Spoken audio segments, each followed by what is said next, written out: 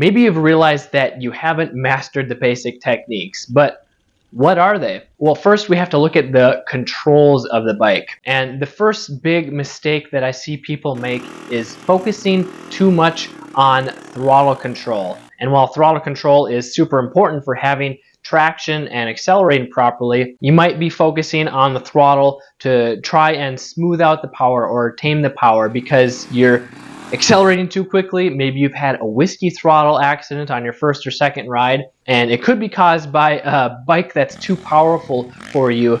So you focus on being smooth with the throttle, maybe even installed a throttle tamer to smooth it out, and while it helps, that's not really fixing the root cause because there's other factors that are involved. It's like getting shot in the shoulder and just putting a band-aid over it to help stop the bleeding. Yeah, it'll help, but you're not really fixing the problem because the bullet is still in there and you're going to be hurting from that. So when you only focus on the throttle, you're not really getting to the root cause of why you might be whiskey throttling. And the next big mistake is dumping the clutch too quickly. Maybe you've learned how to use the clutch on your own, or maybe someone taught you, so you're just letting out the clutch to get going in first gear and you're not stalling the bike all the time. So that's where most people stop learning or practicing the clutch control. But the clutch is meant for so much more than just getting going in first gear. Having proper clutch control will completely prevent stalling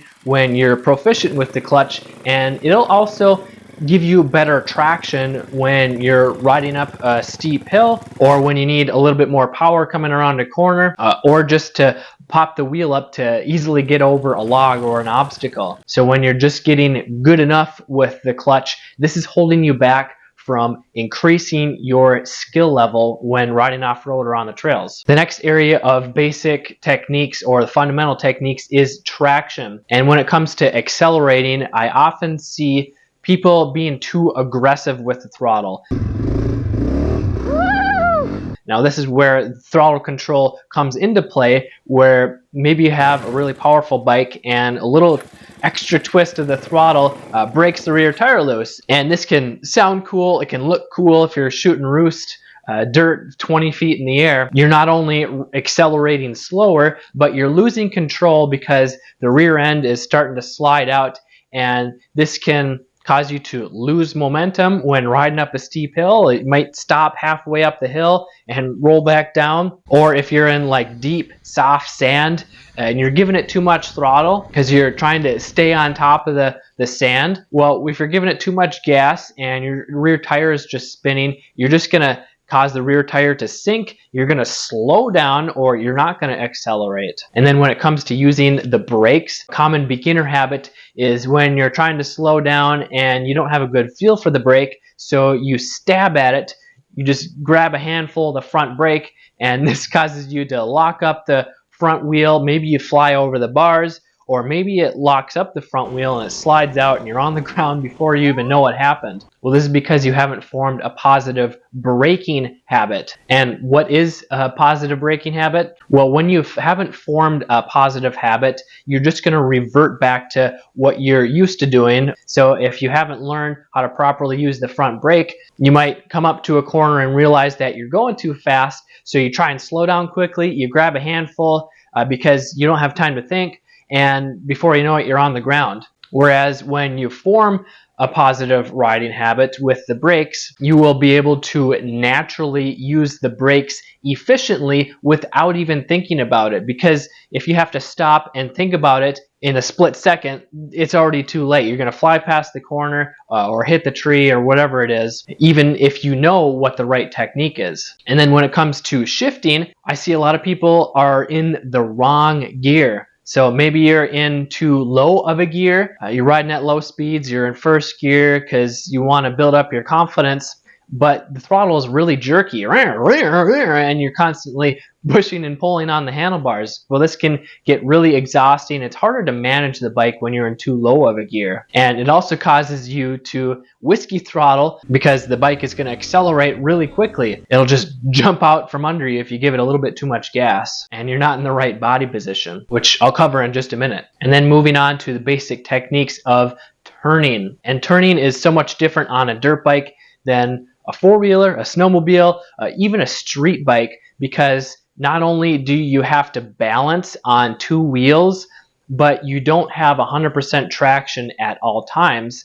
So it makes it really easy for one or both of the wheels to slide out when you're going around a corner if you don't have traction from using the right techniques, the right body position. And one of the biggest mistakes I see that causes this is just sitting in the same position or not moving enough. So if you're just on a gravel road or you're just on a flat corner and you're trying to turn and the front tire feels like it's washing out, and this forces you to slow way down because you start to get nervous because you might fall down. Well, this is because you haven't shifted your body in the right position to get the most traction on both tires. And then moving to body position or your posture on the bike. And a really common mistake is standing up too tall or too far back on the bike. And maybe you've watched some YouTube videos and everyone says, oh, you got to stand up more.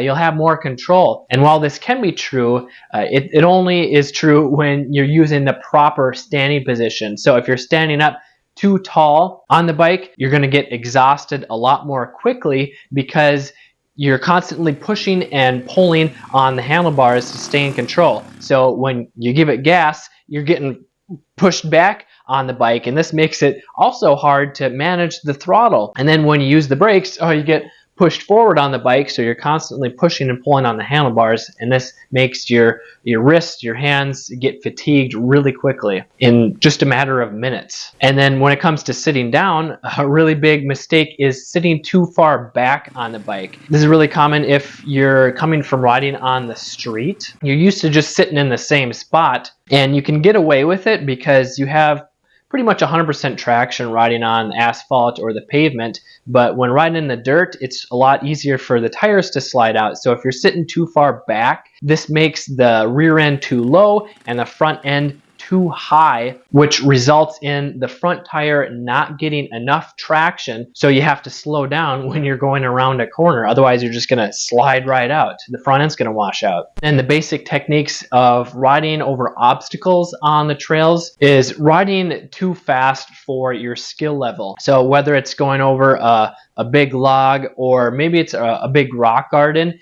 and maybe you've heard someone say that, oh, just get over the rear and gas it. It's easier to ride over rocks because you have better balance. Well, again, it's true that you can have more balance from riding faster, but just riding faster gives you the illusion that you have more balance if you aren't using the proper techniques, if you aren't using proper body position. And when you're not in the right position and you're just going faster, when you do get out of control, you're just going to get thrown off or fall over the bike and have a bigger, harder, more serious accident. So when you slow down and learn how to properly position your body and understand what the bike is doing underneath you, then you will have the confidence and the skill to ride over these rock gardens, these bigger logs. And then once you have this confidence, you'll be able to ride over them smoother, and the speed will come after you have the confidence. And the next area of basic techniques for trail riding is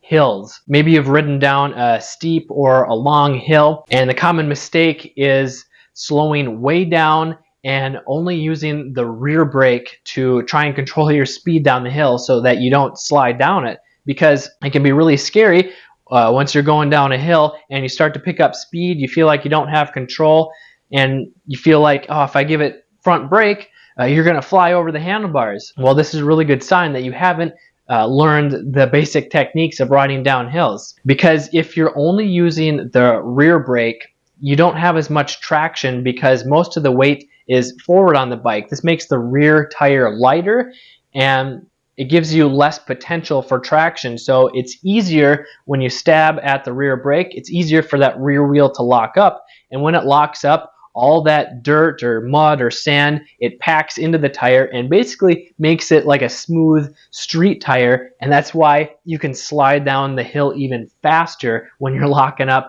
using the rear brake. So if you want to learn how to use these basic techniques without riding more or without taking years to confidently riding trails, I have a free gift for you. You can download it by clicking the link in the description below.